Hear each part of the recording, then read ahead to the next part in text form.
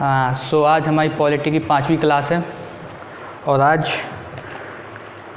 हमने पहले संविधान के भाग 1, 2 की चर्चा कर चुके हैं। आज संविधान के भाग 3 की चर्चा करेंगे जो मूल अधिकारों से संबंधित है।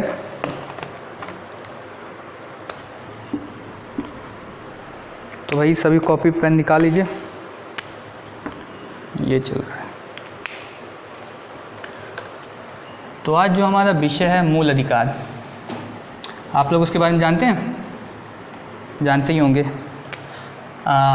आज हमारा जो टॉपिक है वो मूल अधिकार। इसे कई बार लोग मौलिक अधिकार भी कहते हैं, दोनों में कोई डिफरेंस नहीं है। यह संविधान के 3रे भाग में वर्णित है और ये 12 से 35 तक संविधान में 12 से लेकर 35 तक मूल अधिकारों की चर्चा की गई है और ये संविधान का भाग 3 है। तो संविधान के भाग 3 में मौलिक अधिकारों की चर्चा की गई जो 12 से लेकर 35 तक हैं, ठीक है। तो हम मूल अधिकार पढ़ने से पहले हमारे दिमाग में एक सवाल आता है कि मौलिक अधिकार होते क्या हैं। तो इसका एक सीधा सा उत्तर है कि वे अधिकार जो संविधान में उल्लिखित हैं या फिर संविधान द्वारा प्रदत्त हैं जो हमारे भौतिक एवं नैतिक विकास के लिए महत्वपूर्ण होते हैं। क्या बोला मैंने? वे अधिकार जो किसी भी व्यक्ति नागरिक के भौतिक एवं नैतिक विकास के लिए महत्वपूर्ण होते हैं। यहाँ पर भौतिक से मेरा मतलब है सामाजिक, आर्थिक एवं राजनीतिक। मतलब मौलिक अधिकार वे हैं जो किसी व्यक्ति के मौलिक अधिकार वे हैं जो संविधान द्वारा प्रदत्त या संविधान में उल्लिखित हैं और जो किसी व्यक्ति या नागरिक के भौतिक और नैतिक विकास के लिए महत्वपूर्ण है। यहाँ पर नैतिक से मतलब है, सिंपल सा इसका मतलब है धार्मिक या आध्यात्मिक। वे अधिकार जो संविधान में उल्लिखित हैं तथा किसी व्यक्ति के भौतिक एवं नैतिक विकास के लिए महत्वपूर्ण होते हैं वह मूल अधिकार कहलाते हैं, ठीक है। ये मूल अधिकार हमें संविधान देता है तथा हमारे जो अधिकार हैं मूल अधिकार वो राज्य के खिलाफ होते हैं। इसका मतलब राज्य के खिलाफ होते हैं। ये राज्य के खिलाफ होने से क्या मतलब है कि ये राज्य हमारे ऊपर कोई अत्याचार ना करे या फिर कोई अनुचित कार्य ना करे, तो उसकी सुरक्षा के लिए, उस चीज़ से सुरक्षा के लिए हमें मौलिक अधिकार प्राप्त हैं कि राज्य अपनी मनमानी ना कर सके। इसका मतलब है कि हमें राज्य के खिलाफ हमें मौलिक अधिकार प्राप्त हैं। मतलब ये राज्य के लिए एक नकारात्मक प्रवृत्ति रखते हैं। ध्यान से सुनिएगा, राज्य के लिए नकारात्मक प्रवृत्ति रखते हैं, ठीक है। कई बार ये क्वेश्चन आ जाता है। मैंने कहा कि संविधान में ये 3रे भाग में वर्णित है और तथा ये 12 से लेके 35 तक हैं। तो हम एक एक करके सारे के सारे आर्टिकल्स को देखेंगे और उसकी विस्तृत चर्चा करेंगे। गेट बंद कर दो। तो मैंने आपसे क्या कहा कि मौलिक अधिकार 12 से लेके 35 तक वर्णित है संविधान के भाग 3 में। अब 12 से 35 तक वर्णित है तो सबसे पहले ही हम अपना 12वां आर्टिकल शुरू करते हैं कि 12 आर्टिकल क्या है। मैंने 1 से लेके 11 तक पढ़ा दिया है। हमारी जो पिछली क्लास थी वो नागरिकता से लेके थी, जो किस अनुच्छेद से किस अनुच्छेद तक थे, 5 से 11 तक। और उससे पहले मैंने एक क्लास दी थी संघ और उसका राज्य क्षेत्र, जो 1 से लेके और आर्टिकल 1 से लेके 4 तक की क्लास थी, तो भी आप देख लीजिएगा। तो अभी हम कहाँ से कहाँ तक पढ़ रहे हैं? आर्टिकल 12 से लेकर 35 तक। और उनमें क्या है? मौलिक अधिकार या मूल अधिकार, फंडामेंटल राइट्स, कुछ भी कह सकते हैं। तो आर्टिकल 12 पढ़ने से पहले हमने इसके संवैधानिक उपबंध देख लेते हैं। हमें पता है कि ये भाग 3 में अनुच्छेद 12 से लेकर 35 तक है।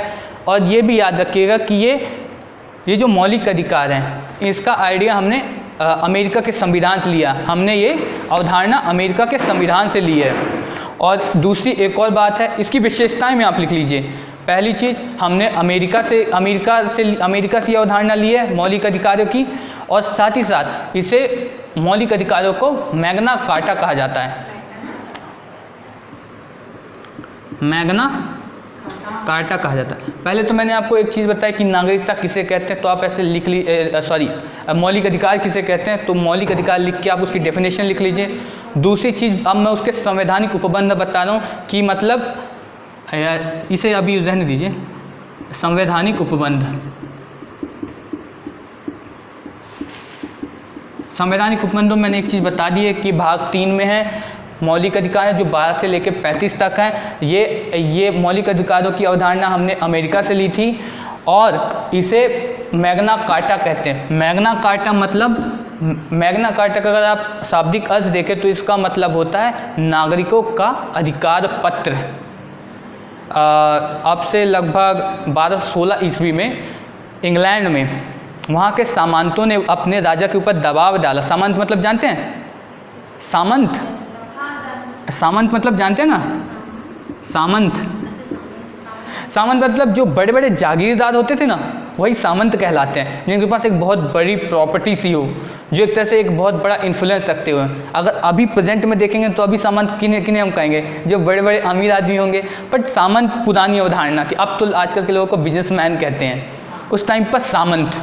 इसका अभी से अगर कंपैरिजन आप करें तो हम बिजनेसमैन को कहेंगे, क्योंकि सामंत एक तरह से व्यापारी होते थे, जागीरदार होते थे, इनकी एक बहुत अच्छी पकड़ होती थी अपने राज्य में। तो इंग्लैंड में सामंतों ने कोई राजा जॉर्ज थे, सर जॉन थे, वहाँ के राजा थे इंग्लैंड के। सामंतों ने उनके ऊपर दबाव डाला कि आप नागरिकों के लिए भी कोई अधिकार दीजिए। तब उन्होंने 1216 ईस्वी में एक मैग्ना कार्टा नाम से एक नागरिकों के लिए एक अधिकार पत्र निकाला कि नागरिकों के लिए ये अधिकार होंगे। इसीलिए हम मैग्ना कार्टा इसे कहते हैं अपने मौलिक अधिकारों को। लगभग 1216 ईस्वी में। 1216 ये मत लिखिए, तो मैं आपको ऐसे ही बताऊं कि मैग्ना कार्टा क्यों कहते हैं, ठीक है। और तीसरी चीज़ लिखिए कि ये वाद योग हैं, ये हाँ मौलिक अधिकार वाद योग हैं, या फिर लिख लीजिए न्यायोचित हैं। मतलब आप जाके, इन दोनों का सीधा मतलब है कि आप सीधे न्यायालय जाके इन्हें लागू करवा सकते हैं। रंगीता, अगर मान लीजिए कि आपके किसी मौलिक अधिकार का हनन होता है तो आप सुप्रीम कोर्ट जा सकती है, बोलती हैं कि मेरे अधिकारों का हनन हुआ है, कृपया मेरे अधिकारों को लागू करवाया जाए। तो आपको लागू कर, मान लीजिए आप अब लोग एग्ज़ाम देने जाते हैं, सबको एग्ज़ाम देने दिया, आपको बस पकड़ लिया कि हम तुम्हें एग्ज़ाम नहीं देने देंगे, तो रंगीता सुप्रीम कोर्ट चले जाना, मुझे एग्ज़ाम नहीं देने दिया, और सुप्रीम कोर्ट ये डिक्री जरूर जारी करेगी कि इस लड़की का अलग से एग्ज़ाम लो, भले ही चाहे सब लोगों ने एग्ज़ाम दे दिया हो, ठीक है। तो इसका मतलब वाद योग न्यायोचित मतलब यही है, ठीक है। इतना अच्छा उदाहरण दिया हाँ, मुझे उम्मीद थी, ठीक है, क्योंकि ये थोड़ी ऐसी भाषा वाद योग न्यायोचित, तो इसका आपको जितनी भी सरल भाषा में समझेंगे उतना ही अच्छा है। तीसरी चीज़ ये है कि पहले मूल संविधान में हमारे पास 7 अधिकार थे, परंतु अब कितने हैं? अब 6 हैं। उसका रीज़न है 1978 में, मतलब 44वें नहीं 44वें संविधान संशोधन 1978 में संपत्ति के अधिकार को ख़त्म कर दिया गया और उसे एक मौलिक अधिकार की जगह एक विधिक अधिकार या कानूनी अधिकार बना के आर्टिकल 300A में रख दिया गया। 300A में कौन सा आर्टिकल? संपत्ति का अधिकार। हटा दिया गया। हाँ, पहले ये संपत्ति का अधिकार भी मौलिक अधिकार में आता था, पर उसे लेकर बहुत ज़्यादा पंगा हो गया। मैं अभी आगे बताऊंगा जब आर्टिकल पढ़ाऊंगी कि क्या हुआ, किस वजह से उसे हटाना पड़ा, तो आप लोगों को पता चल जाएगा, ठीक है। पर अभी याद रखिए मूल संविधान में हमारे पास कितने अधिकार थे? 7 थे, पर अब 6 हैं। 44वें संविधान संशोधन 1978 के तहत आर्टिकल 31 में जो संपत्ति का अधिकार था उसे ख़त्म कर दिया गया है। अभी शायद इस साल के MPPSC का प्रश्न था, पहला ही प्रश्न था कि संपत्ति के अधिकार को कब हटाया गया था, तो लिख लीजिए 44वें संविधान संशोधन अधिनियम 1978। हमने अभी तक क्या पढ़ा?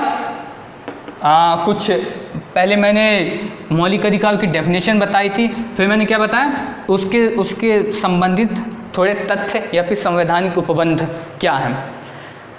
इतना समझ में आ गया सब लोगों को? और कुछ है? और एक और चीज़ याद रखिएगा कि ये अधिकार असीमित नहीं हैं, ये अधिकार सीमित हैं, मतलब हम इन पर प्रतिबंध लगा सकते हैं। मतलब रंगीता, इसका मतलब ये लिखो कि ये अधिकार सीमित हैं, इन पर हम युक्त प्रतिबंध लगा सकते हैं। इसका एग्जाम्पल ये है रंगीता, मैंने तुम्हें थोड़ी देर पहले एक एग्जाम्पल दिया था कि तुम एग्ज़ाम देने गई और तुम्हें रोक दिया गया, पर मैं उसके ऊपर सरकार युक्त प्रतिबंध लगा सकती है। कोरोना के टाइम पर तुम्हें परीक्षा देने नहीं जाने दिया जाएगा, तो ये युक्त प्रतिबंध लग गया ना। इधर पूछो क्या है? आर्टिकल 31 में मूल संविधान में संपत्ति का अधिकार था, इसे 44वां कॉन्स्टिट्यूशन अमेंडमेंट, ये CA मतलब संविधान संशोधन 1978 में इसे 31 से हटा के 300A में रख दिया गया। ठीक है, इतना आगे समझिए। और कोई दिक्कत? और मैं कहाँ पर था रंगीता कि ये अधिकार सीमित हैं, इन पर युक्त प्रतिबंध लगाया जा सकता है। अभी मैंने एग्जाम्पल दिया, रंगीता गई एग्ज़ाम देने, पुलिस वालों ने उसे वापस भेज दिया, तो सुप्रीम कोर्ट नहीं जा सकती है क्योंकि इस टाइम पर कोरोना चल रहा है और इस वक्त आपके अधिकारों पर युक्त प्रतिबंध लगाया गया है। ठीक है, तो ऐसा नहीं है कि युक्त मतलब युक्ति मतलब सोच समझ की युक्ति मतलब सोचें कि कोई ऐसी युक्ति लगाओ यार कि ये समस्या सॉल्व कर दी जाए, तो युक्त प्रतिबंध लगाया जा सकता है। मैंने एग्जांपल दिया, उससे समझिए रंगीता, लगाया जा सकता है, वो हम पर प्रतिबंध लगाएंगे। हाँ, लेकिन उसके लिए कोई सिचुएशन होनी चाहिए कि हाँ असली बात हो। मतलब अभी कोरोना चला, तुम्हें कोरोना ना हो जाए, इसलिए तुम्हारे अच्छे के लिए तुम्हें घर में बैठाए हुए हैं ना। ठीक है, इतना समझ में आ गया रंगीता? और दूसरी चीज़ लिखो कि आपातकाल के समय इन अधिकारों का निलंबन किया जा सकता है, परंतु आर्टिकल 20 और 21 को छोड़कर। आर्टिकल 20 और 21 क्या है, मैं जब आर्टिकल पढ़ाऊंगा ना, अभी जब आगे शुरू करेंगे तो मैं बताऊंगा, पर अभी ये फैक्ट में लिख लो कि आर्टिकल 20 व 21 को छोड़कर, ये मत वो लिख देना कि इन्हें भी लगाया जाए, इन अधिकारों को छोड़कर बाकी सब निलंबित हो जाते हैं राष्ट्रीय आपातकाल में, या फिर आपातकाल लिख लो। रंगीता मैंने क्या बोला? 20 और 21 को छोड़कर आपातकाल के समय सब पर प्रतिबंध लग जा सकता है। ये 20-21 खत्म कर देंगे ना तो फिर तुम्हें गोली भी मार देंगे तो कोई फर्क नहीं पड़ता। तो आर्टिकल 19 में एक शर्त है, जब मैं आर्टिकल 19 पढ़ाऊंगा तब बता दूंगा, ठीक है, या फिर अभी बता दूँ। आर्टिकल 19 पर भी कभी कभी प्रतिबंध नहीं लगता। उसका क्या रीज़न है? अगर वह सशस्त्र विद्रोह के तहत लगाया गया हो तो। रंगीता इधर देखो, अगर आर्टिकल 19 भी, मैंने क्या बोला, आपातकाल जब लगा हो तो आर्टिकल 20 और 21 खत्म नहीं होता, पर यहाँ पर एक और चीज़ आई, आर्टिकल 19 भी खत्म एक शर्त पर नहीं होता, अगर सशस्त्र विद्रोह के आधार पर आपातकाल लगाया हो तो। सशस्त्र विद्रोह मतलब, सशस्त्र मतलब हथियार, विद्रोह मतलब रेवल कह सकती हो या फिर एक तरह से रिट कह सकती हो। रियोट वो जो विद्रोह होते हैं ना, दंगे बंदे फसाद, तो मान लो कि यहाँ पर 2 गुट भिड़ गए, उसके आधार मतलब मान लो ऐसा होता है ना, कई बार दंगे हो जाते हैं, तो दंगे हो गए, तो दंगे हो जाने या फिर कोई विद्रोह हो जाने के आधार पर आप आर्टिकल 19 को ख़त्म नहीं कर सकते, उस पर प्रतिबंध नहीं लगा सकते। ठीक है, और कुछ? अब हम आर्टिकल शुरू करें, आज्ञा हो आप लोगों की। तो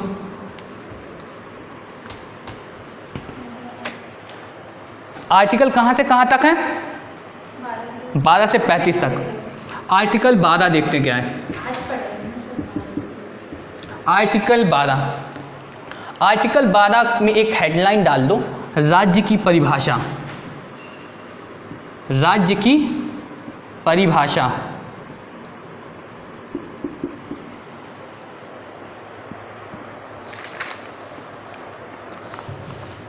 लिख लिया?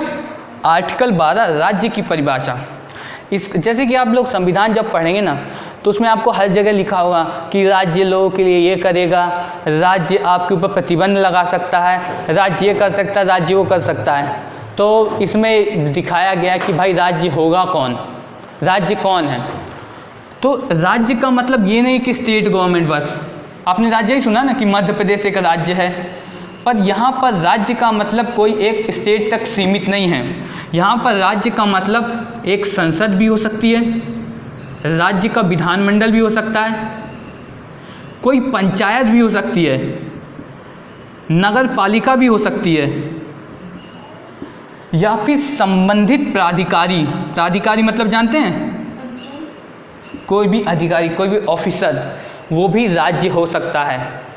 यहाँ तक कि पब्लिक सेक्टर कंपनीज भी हो सकती हैं, जैसे कि LIC, ONGC, ये सब भी राज्य कहला सकती हैं, जो क्योंकि ये सरकार के अंडर काम करती हैं। पब्लिक सेक्टर कोई कंपनीज, ये भी राज्य कहलाती हैं। कई बार अगर ऐसे आ जाए ना कि राज्य कौन कौन कहलाएगा, रंगीता समझ में आ रहा है? हाँ सर। नहीं आ रहा होगा तब भी नहीं बोलोगी। तो मैंने क्या बोला, राज्य का मतलब यही नहीं कि बस कोई मध्य प्रदेश राज्य नहीं।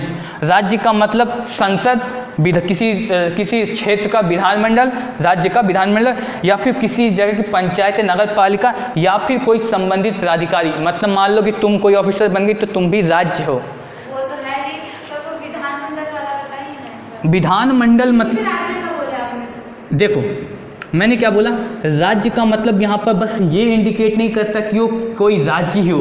राज्य का मतलब संसद भी हो सकती है, राज्य का मतलब वो जो मध्य प्रदेश की विधानसभा भी हो सकती है, राज्य का मतलब तुम्हारे गांव की पंचायत भी हो सकती है, राज्य का मतलब नगर पालिका भी हो सकती है। राज्य एक छोटी सी अवधारणा नहीं है। यानी जो सरकार के अंडर में, हाँ, जो सरकार के अंडर में काम कर रहा वो राज्य है। ठीक है, आर्टिकल 12 में समझ में आ गया कौन कौन राज्य हैं? अरे हाँ ना तो बोल दो। ऐसा लगता है रिस्पॉन्स, अरे मास्क अभी मास्क वो बन जाता है। आर्टिकल 12 समझ में आया?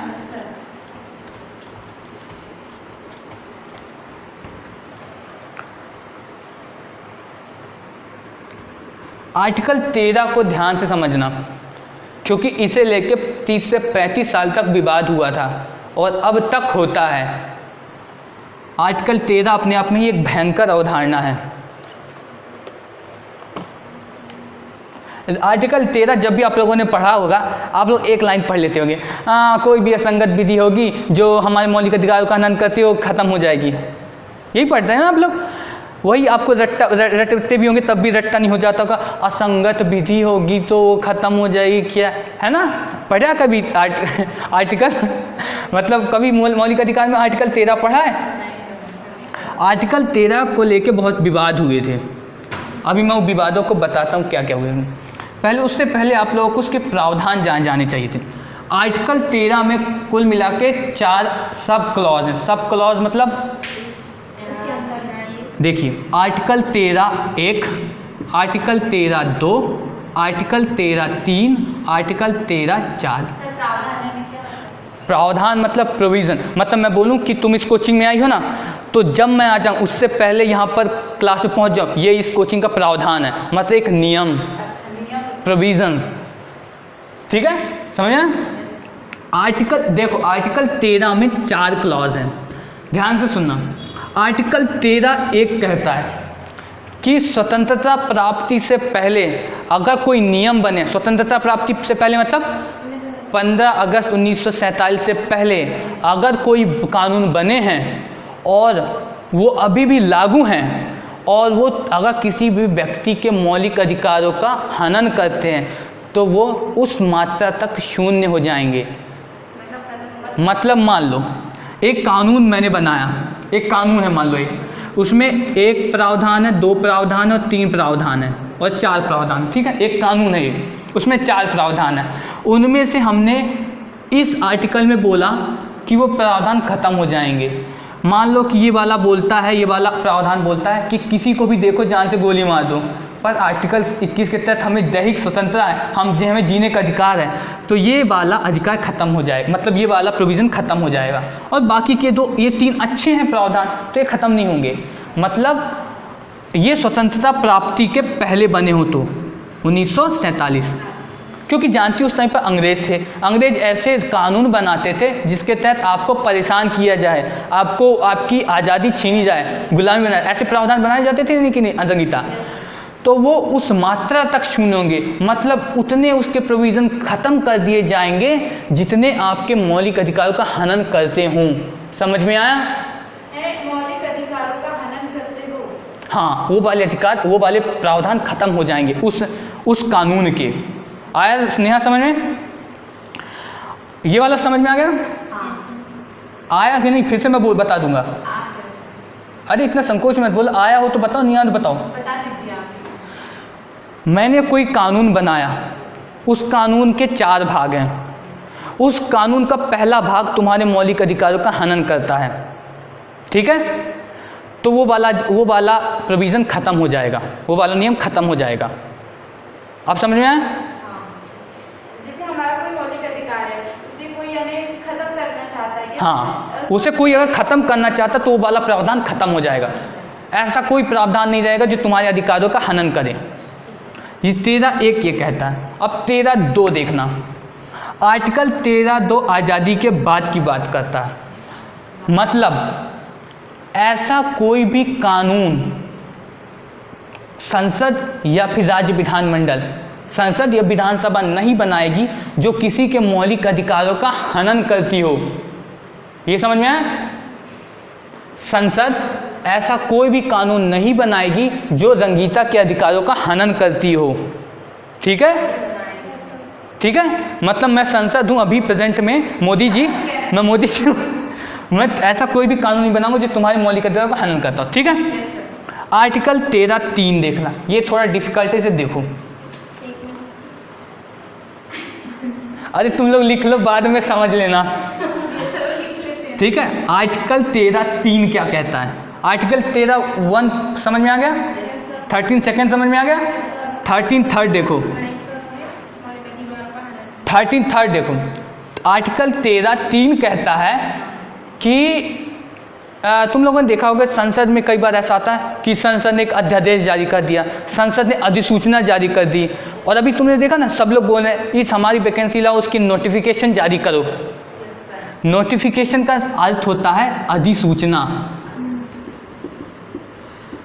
इस वाले आर्टिकल में कहता है अगर संसद कोई भी अध्यादेश, कोई भी कानून, कोई भी अधिसूचना निकालेगी जो मौलिक अधिकारों का हनन करती हो, वो उस मात्रा तक शून्य हो जाएगी।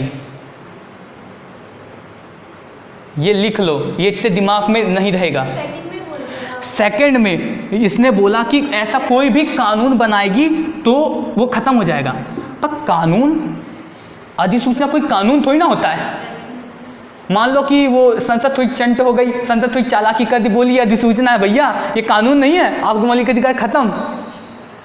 ये संसद की चालाकी को रोकने के लिए कि कोई भी अधिसूचना,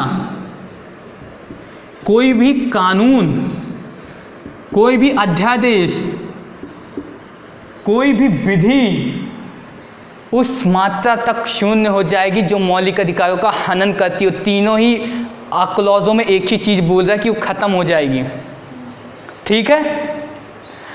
पर अब सवाल यहाँ पर इसी आर्टिकल 13(3) से विवाद शुरू हो गया कि आर्टिकल 13(3) में सब कुछ लिखा है। जैसे अभी तुम्हारा क्वेश्चन था ना कि जब ऊपर बोल दिया तो क्यों नहीं, अब यहाँ पर देखो चालाकी देखो, आर्टिकल 13(3) में एक चीज़ नहीं लिखी, संविधान संशोधन, कि अगर मौलिक अधिकारों का संविधान संशोधन करके ख़त्म किया जाता तो वो मान्य होगा या अमान्य होगा, और यहीं पर चालाकी शुरू हो जाती है। संसद ने बोला इसमें संविधान संशोधन तो लिखा ही नहीं, तो हम संविधान संशोधन करके किसी के भी मौलिक अधिकारों का हनन कर सकते हैं। आखिर संविधान संशोधन तो इसमें नहीं लिखा ना, तो ये विवाद यहाँ से शुरू हो गया। हुआ ये 1951 में। आप लोगों को पता है, आप लोग आज़ादी का मतलब क्या समझते हैं? आज़ादी का मतलब आपके लिए ये बस है कि अंग्रेज यहाँ से चले गए? आज़ादी का मतलब है कि आज़ादी का मतलब हर किसी के लिए अलग अलग है। आज़ादी का मतलब उस किसान या मजदूर के लिए क्या है? आज़ादी का मतलब किसान और मजदूर के लिए है कि ज़मींदारों से आज़ादी। किसी भी महिला के लिए आज़ादी क्या है? कि उसके जो परिवार में जो रूढ़िवादिता चल रही है वो ख़त्म हो, वो है उसके लिए आज़ादी। हर किसी के लिए आज़ादी का अलग अलग मतलब है ना। तो उसके बाद क्या हुआ, जब हमने देखा स्वतंत्रता के बाद ज़मींदारों के पास भर भर के ज़मीनें थी,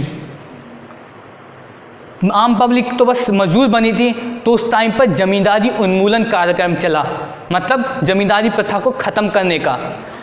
बट आप लोगों को पता है कि मौलिक अधिकारों में एक संपत्ति का अधिकार था जो बोलता है कि आपकी संपत्ति आपसे नहीं छीनी जाएगी। तो जब सरकार ने लोगों की संपत्ति छीनी, उनसे ज़मींदारी उनकी सीमित कर दी, मतलब कुछ ज़मीनें उनसे ले ली, तब वो सुप्रीम कोर्ट चले गए। बोले कि जब मेरा मौलिक अधिकार है मेरी संपत्ति का, तो इस सरकार मुझसे कैसे छीन सकती है मेरी ज़मीनें। ज़मींदार बड़े बड़े पहुंच गए तो दिक्कत हो गई। उन्होंने बोला कि मेरे मौलिक अधिकार का हनन है। तो फिर एक मामले में क्या किया था सुप्रीम कोर्ट ने कि भाई उनके पक्ष में वोट दे दिया था कि हाँ भाई आप सही बोल रहे हैं, ये इनके मौलिक अधिकार का हनन है। तो उस टाइम पर पंडित जवाहरलाल नेहरू ने एक संविधान संशोधन किया और उसमें ये कहा, क्या कहा, रहने दीजिए, आप ये वाली कहानी में सुनिए, मैं आपको पहले पूरी समझा देता हूँ, ठीक है। पहले सुन लो, देखो पहले आर्टिकल 13(3) तक समझ गए? मैं ये बाद में बता दूंगा, ठीक है, कहानी, क्योंकि थोड़ी लंबी चलेगी और मौलिक अधिकार आज ख़त्म करने हैं। आर्टिकल 13(4) देखिए, आर्टिकल 13(4) क्या कहता है? ये आर्टिकल 13(4) मूल संविधान में नहीं था, ये 24वें संविधान संशोधन 1971 में जोड़ा गया। क्या आर्टिकल, ये आर्टिकल 13(4) कहता है कि आर्टिकल 13(3) मतलब जो मना करता है कि कोई भी विधि या कोई भी कानून संसद नहीं बनाएगी जो मौलिक अधिकारों के विरुद्ध हो, तो इसमें इन्होंने प्रावधान कर दिया कि अगर संविधान संशोधन करें तो वो इसकी श्रेणी में नहीं आएगा। 13(3) से वो कैंसिल नहीं होगा संविधान संशोधन। अभी मैंने बताया था ना कि इसमें संविधान संशोधन नहीं लिखा था, तो इस बात पर विवाद हुआ था। इस बात पर विवाद कैसे हुआ था? शंकरी प्रसाद पहुँच गए, एक शंकरी प्रसाद थे, उन्होंने बोला आर्टिकल 13(3) में जब लिखा है कि ऐसी कोई भी विधि आप बनाएंगे जो मौलिक अधिकारों का हनन करती हो वो ख़त्म हो जाएगी, तो उसमें संविधान संशोधन भी आता है। तो सुप्रीम कोर्ट ने मना कर दिया 1951, लिख लीजिए, शंकरी प्रसाद मामला 1951 में सुप्रीम कोर्ट ने मना कर दिया कि नहीं, आर्टिकल 13 और के अंतर्गत आर्टिकल 368 नहीं आता है, मतलब आर्टिकल 13 के तहत हम 368 को खारिज नहीं कर सकते। शंकरी प्रसाद का हुआ। फिर 1965 में किसका मामला हुआ? सज्जन सिंह का। सज्जन सिंह के केस में भी सुप्रीम कोर्ट ने कहा कि नहीं, हम आर्टिकल 13 के तहत 368 को खारिज नहीं कर सकते। फिर आता है गोलकनाथवाद, आपने इसे पढ़ा होगा, गोलकनाथवाद 1967। इसमें सुप्रीम कोर्ट ने कहा आर्टिकल 13 के तहत 368 भी आता है और आप आर्टिकल 13 के तहत संविधान संशोधन बाहर नहीं है। अगर आप ऐसा कोई संविधान संशोधन करते हैं जो मौलिक अधिकारों के खिलाफ है, वो भी खारिज कर दिया जाएगा आर्टिकल 13 के तहत। इस वाले में आया। फिर इंदिरा गांधी उस टाइम पर थी, उन्होंने 24वां संविधान संशोधन 1971 करवा के आर्टिकल 13(4) जोड़ा कि इस फैसले को पलटने के लिए कि आर्टिकल 13 के अंतर्गत 368 नहीं आता है। कुछ ज़्यादा ही आर्टिकल 13 नहीं चला। हाँ, 1971 में उन्होंने संविधान संशोधन किया इंदिरा गांधी ने। 1975 में क्या हुआ? अरे वो तुम पता, एक तरह से तुमने वाद लिख लिए हैं, मैं उतने वाद बता रहा हूँ जिससे संबंधित हैं। तुमने एक तरफ से लिख लिए हो, इसीलिए तुम पूछ रहे हो कि इधर 1975 में हेबियस कॉर्पस मामला हुआ था। 1971 में जोड़ा गया था। आर्टिकल 13 समझ में आ गया। आर्टिकल 13 का एक तरह से अगर मैं सार बोलूँ तो उसका मतलब ये है कि अगर कोई संसद कानून बनाती है जो आपके मौलिक अधिकारों के हनन करता है, वो कानून खत्म हो जाएगा। आर्टिकल 13 बेसिकली ये कहता है। तो फिर अब ये हटाया गया तो 71 में था ना, 31A जो संविधान में संशोधन करने का जरूरत थी 368 है ना, वो हटा दिया गया ना हमारे अधिकारों में से। तुम मेरा मतलब समझ नहीं रहे हो। 24वें संविधान संशोधन के तहत ये प्रावधान किया गया कि आर्टिकल 13 के अंडर में संविधान संशोधन नहीं आता, मतलब हम संविधान संशोधन करके मूल अधिकार को सीमित कर सकते हैं। तो फिर ये संपत्ति वाला है या नहीं? अरे एक मिनट, मैं सब कुछ समझा रहा हूँ, सॉरी तुम कहाँ घुसे? सर यही क्वेश्चन चल रहा है बार-बार। क्या? ये संपत्ति वाला अधिकार अभी है या नहीं? अभी नहीं है, खत्म हो गया है। ये पूरा ही खत्म हो गया। इसे आर्टिकल मूल अधिकार से हटा के कहीं और रख दिया गया है, 300A में। आर्टिकल नंबर 300A में रख दिया गया संपत्ति के अधिकार को। ठीक है, आर्टिकल 13 समझ में आ गया। 100% में 20% आ गया, अगर वही मेरे लिए पर्याप्त है, क्योंकि तुम लोगों से मैं इतनी ही उम्मीद करूँगा, ज़्यादा नहीं करूँगा। 4 पॉइंट तो उतने ज़्यादा भी नहीं। 4 पॉइंट हर एक दूसरे से संबंधित ही थे, कोई अलग सा पॉइंट नहीं था। मुझे लगता है मैं इतना ज़्यादा डीप पढ़ा के गलत कर रहा हूँ, ऊपर पढ़ाता हूँ। आर्टिकल 13 हमने पढ़ लिया, आर्टिकल अब 14 आता है। आर्टिकल 14, ठीक है। आर्टिकल 14 क्या है? आर्टिकल 14 है विधि के समक्ष समता। विधि के समक्ष समता। रंगीता, विधि मतलब समझ रही हो? मतलब कानून के समक्ष समता, सरकार के समक्ष समता। समझ में आ गई? मतलब पुलिस वाले आ गए, तुम्हारे और नेहा के बीच में लड़ाई हो गई, पुलिस वाले बोले बस नेहा सही है, रंगीता गलत है, तो ये नहीं होगा, ठीक है। तो विधि के समक्ष समता।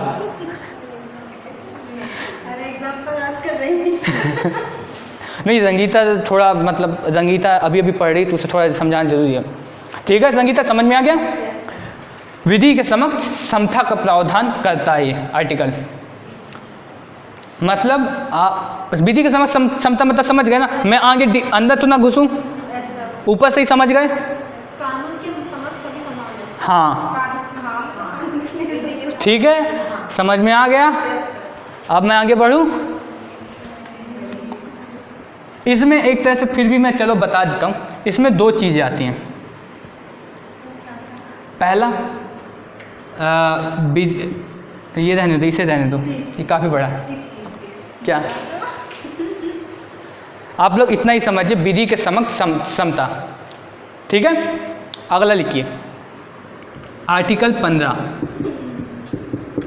आर्टिकल 15 क्या कहता है? अगर संसद कोई कानून बनाएगी तो वो ऐसा कानून नहीं बना पाएगी जो वो मूल अधिकार को हनन करती है। वो तो सभी आर्टिकल में, बट इसमें अलग से क्या है? क्या?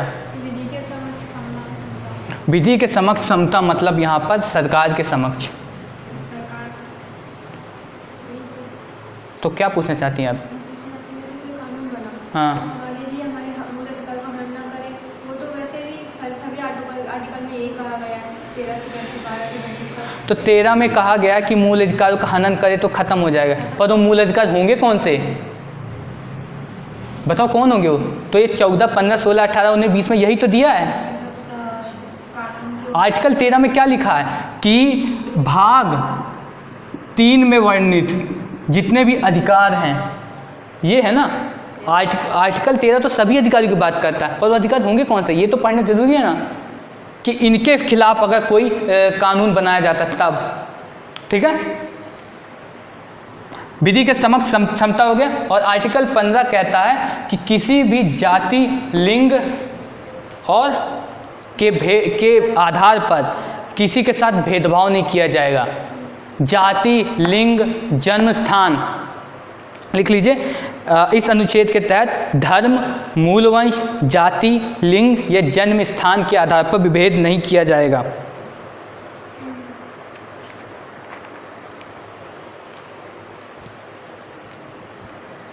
ठीक है, हाँ, एग्जाम्पल चाहिए तुम्हें? जैसे मान लो कि मैं एक एससी कैटेगरी का, थोड़ा वो वैसी जाति का, मतलब जिसे हमारे पहले से वो भेदभाव किया जाता था। मैं जाता हूँ किसी होटल में जाता हूँ, तो मुझसे पूछता तुम्हारी कास्ट क्या है, मैं बताता हूँ, वो मना कर देता कि नहीं तुम इस जाति के हो तो तुम इस होटल में नहीं घुस सकते। क्योंकि पहले तुम्हें पता है ना, आज़ादी से पहले कैसा भेदभाव चलता था जाति आधार पर, छुआछूत का। तो मेरे जन्म, या फिर मान लो कि मैंने ऐसी जगह पर जन्म लिया है जहाँ पर थोड़ा मेरा रंग रूप अलग हो गया, तो बोले कि नहीं भाई तुमने उस जगह पर जन्म लिया है तो तुम यहाँ पर नहीं घुस सकते। मतलब जाति, लिंग, धर्म, वंश के आधार पर आपके साथ भेदभाव नहीं किया जाएगा। परंतु इसमें एक क्लॉज है कि महिलाओं और बच्चों को छोड़कर, मतलब इसमें महिलाएं और बच्चे एक अपवाद हैं। मतलब बोलो कि जैसे कि आपको पता है जब प्रेगनेंसी होती है, जब वो गर्भवती होती है तो उन्हें अवकाश दिया जाता है। तो कोई आदमी जाके थोड़ी ना बोल सकता इसे अवकाश मिला मुझे भी चाहिए, ये बोल सकता है ना कोई भी जाके। तो ये महिलाओं और बच्चों पर नहीं होता। और बच्चों को आप थोड़ी फ्री में शिक्षा देते हो तो कोई बड़ा जो 20-25 साल का वो भी जाके बोले मुझे भी शिक्षा चाहिए, फ्री में ही नहीं मिल रहा तो मुझे भी दो। तो बच्चों और महिलाओं को छोड़ा गया इसमें, क्योंकि उन्हें भी आखिर उनके लिंग के आधार पर किया जा रहा ना कि हम इन्हें थोड़ी प्रायोरिटी दें, क्योंकि वो शारीरिक रूप से आपसे थोड़ी अलग है, जैविक अंतर है उनमें, आपके और उनमें। ठीक है, आर्टिकल 15 समझ में आ गया। आर्टिकल 14 में एक चीज़ याद रखना, आर्टिकल 14 में मैंने एक चीज़ कही कि हर किसी व्यक्ति को क्या मिलेगा, समान तरीके से देखा जाएगा। परंतु आपको इसके अपवाद पता होने चाहिए। राष्ट्रपति और राज्यपाल, ये व्यक्ति एक तरह से विधि के समक्ष समानता नहीं है। मतलब आप इनके ऊपर कोई किसी भी थाने में जाके कंप्लेंट नहीं करवा सकते, इनके ऊपर किसी भी सिविल या फिर दंडिक कार्रवाई नहीं की जा सकती, किनके ऊपर, राष्ट्रपति और राज्यपाल के ऊपर। ठीक है, ठीक है। आर्टिकल 15 समझ में आ गया कि किसी भी धर्म, जाति, लिंग, वर्ग के आधार पर भेदभाव नहीं किया जाएगा, पर इसमें महिला और बच्चे अपवाद हैं। ठीक है, फिर आता है भाई आर्टिकल 16।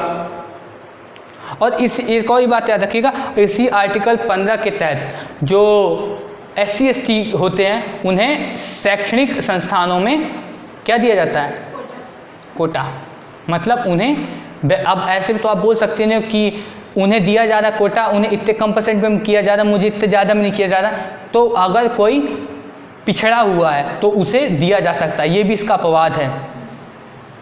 मतलब ऐसे लिखा है इसमें कि धर्म, जाति, लिंग, वंश के आधार पर आप भेदभाव नहीं करेंगे, पर इसमें तो किया जाता है ना। तो वो थोड़े पिछड़े हुए हैं। अगर कोई राज्य इस आधार पर किसी को विशेष दर्जा दे सकता है अगर वो पिछड़ा हो। ठीक है, आर्टिकल 15 समझ में आ गया। मैं आपको हर चीज़ डीप पढ़ाने वाला था, पर मुझे लगा कि आपको इतना ज़रूरत नहीं है पढ़ने की, नहीं तो मैं आपको आर्टिकल 14 के 2 क्लॉज बताता और आर्टिकल 15 के 5, आर्टिकल 16 के भी 5 हैं, और बहुत लंबी क्लास हो जाती। ठीक है, तो अभी आप लोग ऐसे ऐसे लिख लीजिए। ठीक है, आर्टिकल कहाँ तक हो गया, 15 तक आर्टिकल हो गया। आर्टिकल 16 लिखिए।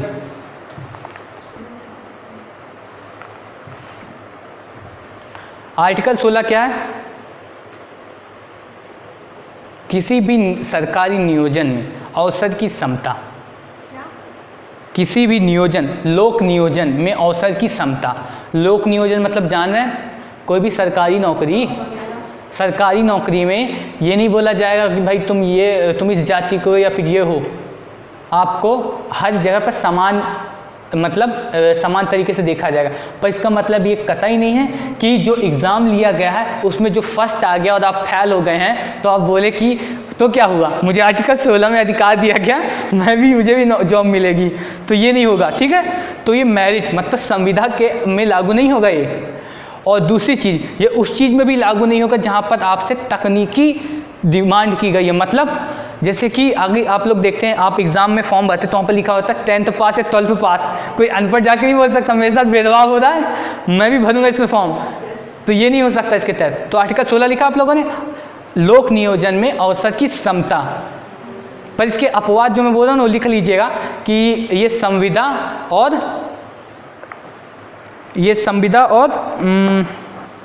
और हाँ, साथ साथ ये भी कि कोई अगर मानसिक रूप से कोई ठीक नहीं है तो वो भी ऐसा क्लेम नहीं कर सकते कि मुझे भी सरकारी नौकरी चाहिए, क्योंकि आप मानसिक रूप से अक्षम हैं।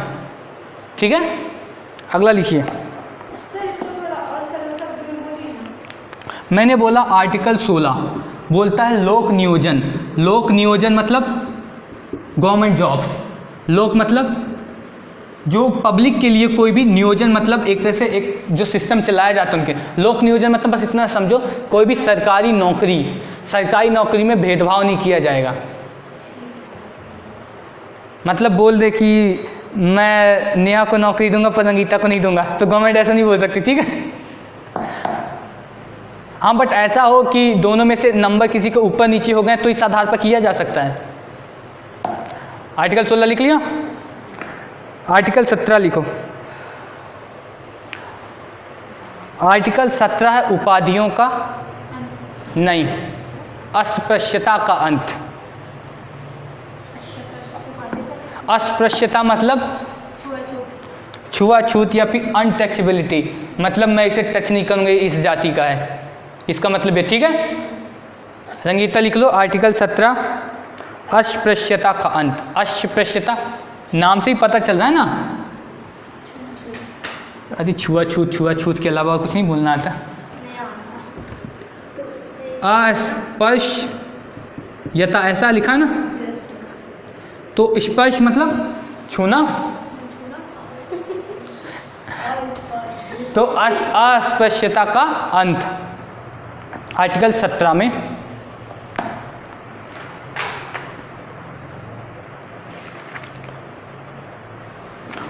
और लिखिए। हाँ, इसके आगे सर अस्पृश्यता के आगे अस्पृश्यता का अंत मतलब अनटचेबिलिटी नहीं। इसके बाद लिखिए आर्टिकल 18 मतलब उपाधियों का अंत। ये समझिए, आर्टिकल 18 मतलब होता है उपाधियों का अंत। उपाधि मतलब रंगीता समझ रही हो? उपाधि मतलब मैं बोलूं कि जैसे कि मैं अपना नाम बोलूं राजाधिराज मैं ऐसी कोई पीछे लगा लूं, अपने नाम के आगे पहले लगा लूं राजाधिराज महाराज मध्य प्रदेश क्षेत्र के दक्कन राज्य के सम्राट, ऐसी कोई उपाधि नहीं लगाएगा। ठीक है, पहले के राजाओं के नाम देखती थी। हाँ, कश्मीर का जब वो हाँ, तुम अपने नाम के आगे नहीं लिख सकता माधवगढ़ के राजाधिराज महाराज पधार हैं, ऐसा नहीं लिख सकता। ठीक है रंगीता, ये समझ में आ गया? तो उपाधियों का अंत इसका ये प्रावधान, पर इसमें ये चीज़ों को छोड़कर रक्षा और विद्या मतलब जान रहे हैं? रक्षा मतलब अगर लिखा हो, अगर कोई मान लो मेजर है तो आप ऐसा बोलते हैं ना मेजर, और ऐसे ही मतलब कोई जैसे कि मेजर किसी के नाम, जो लोग रक्षा संबंधी रक्षा क्षेत्र में हों।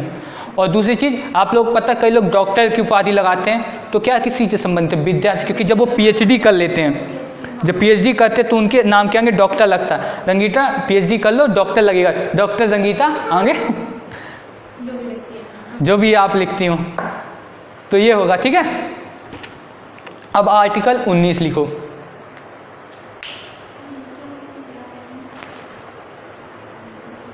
आर्टिकल 19 ये अभिव्यक्ति संबंधी स्वतंत्रताएं हैं। इसमें 6 स्वतंत्रताएं लिखी गई हैं। आप लिखो आर्टिकल 19 1A में लिखो, ऐसे लिखो। देखो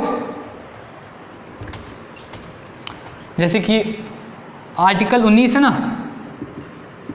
19(1) का आर्टिकल 19(1) में 6 अधिकार दिए गए हैं। एक के अंदर देखो पहले का को भूल जाओ। आर्टिकल 19 6 भागों में विभाजित, आर्टिकल 19(1), आर्टिकल 92, आर्टिकल 6 तक। तो आर्टिकल 19(1) में 6 अधिकार आपको प्राप्त हैं। इसके अंदर हाँ, तो आर्टिकल 9(1) के अंदर भी आर्टिकल 19(1) का है। आर्टिकल 19(1) का में लिखो भाषण और अभिव्यक्ति की स्वतंत्रता।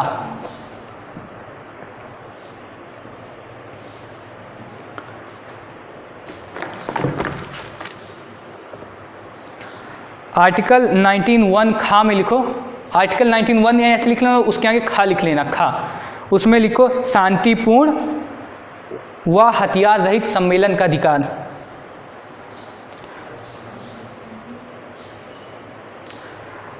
और आगे लिखो आर्टिकल 19(1) गा में लिखो संगम या सहकारी समिति बनाने का अधिकार।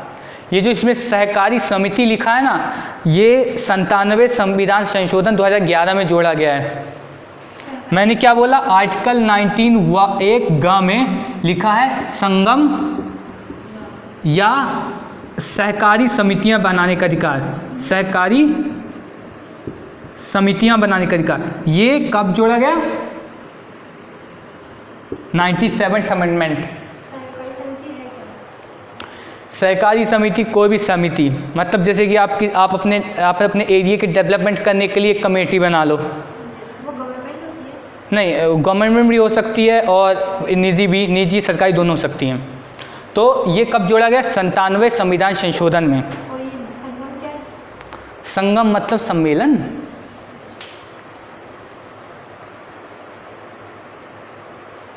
कुछ सम्मेलन करते हैं जैसे कि आयोजित होते हैं, आज सम्मेलन आयोजित हो रहा है। आर्टिकल 19(1) घा में लिखो भारत के राज्य क्षेत्र में अबाध संचरण करने का अधिकार, मतलब कहीं भी घूमने का अधिकार।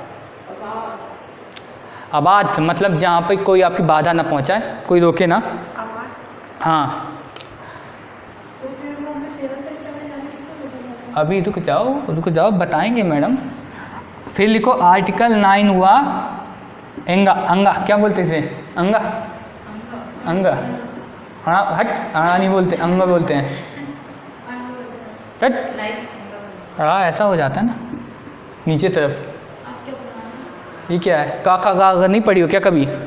घा के बाद क्या आता है? हाँ, तो भाई उसमें लिखो किसी भी भाग में निवास व बसने का अधिकार। भारत के किसी भी भाग में बसने या निवास करने का अधिकार। आर्टिकल 19(1) छा में लिखो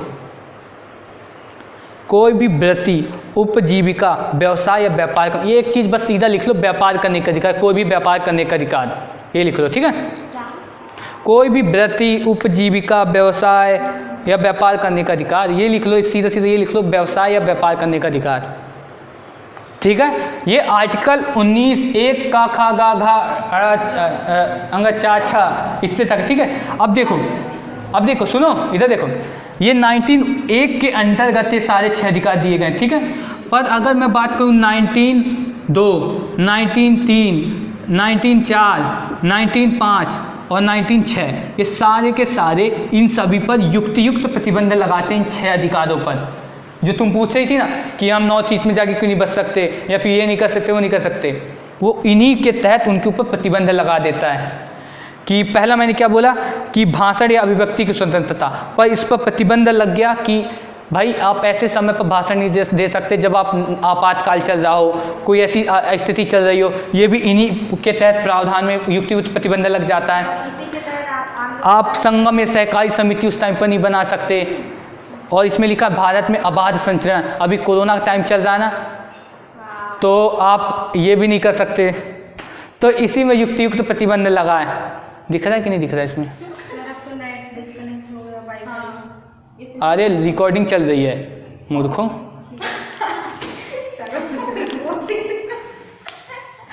ठीक है, इसमें दिख रहा है कि नहीं दिख रहा?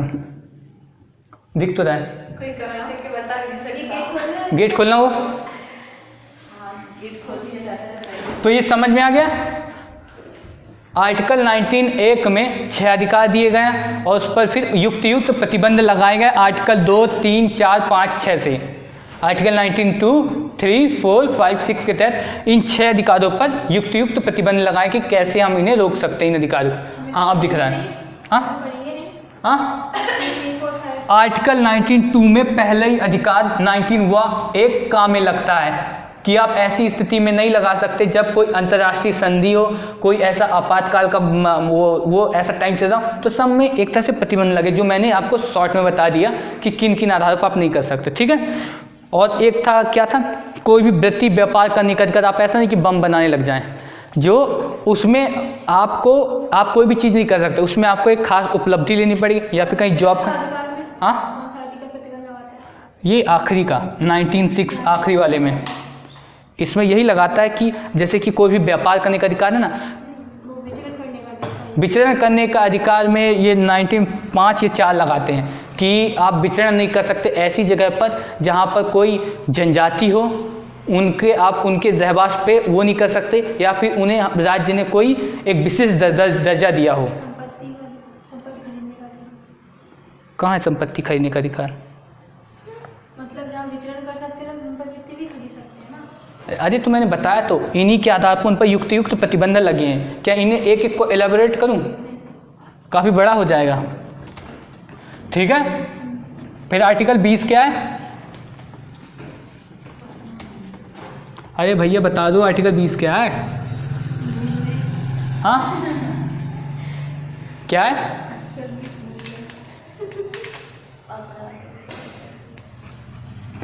क्या है आर्टिकल 20?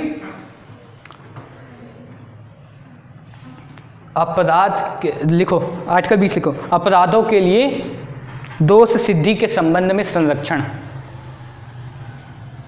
अपराधों के लिए दोष सिद्धि के संबंध में संरक्षण।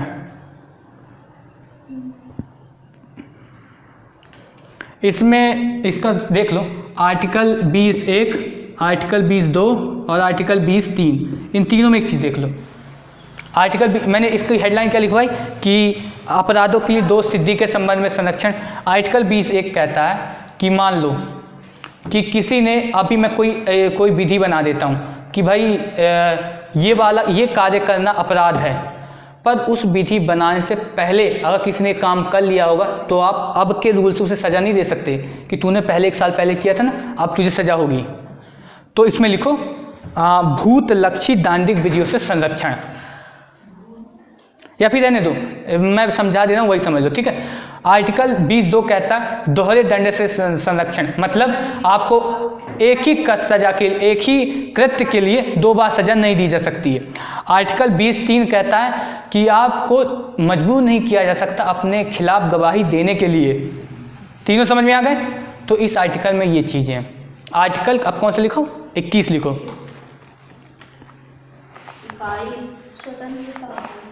प्राण एवं दैहिक स्वतंत्रता का संरक्षण।